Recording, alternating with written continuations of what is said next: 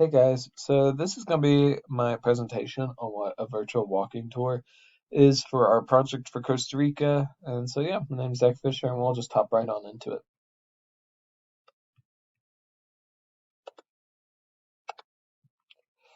So, what is the virtual walking tour?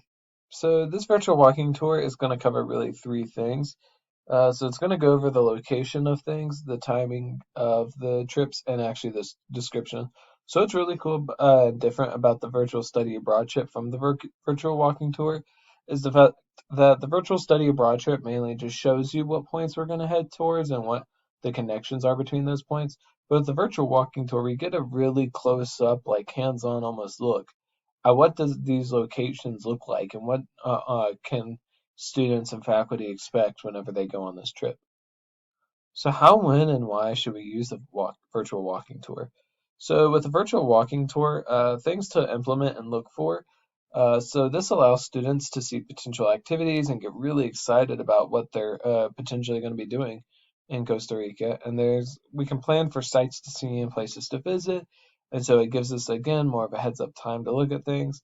Advertises to students who are at first not interested. So maybe whether it be something like a volcano or something like a mountain or something like a museum or business opportunities or something like that. They'll be able to see those structures or landmarks and being able to be really wowed by what we're going to see.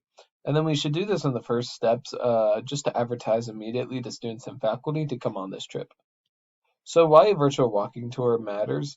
So we do this again, we kind of explained this in the last slide of just how important it is to advertise to students and really get them excited about just technology within Costa Rica. And so in the background right here, we just have a picture of the Costa Rica Museum. And so this would be like an example of one of the activities that we do in Costa Rica and just being able to do different things like that, learn about Costa Rica's culture and how their culture has impacted technology and being able to see that on a global scale.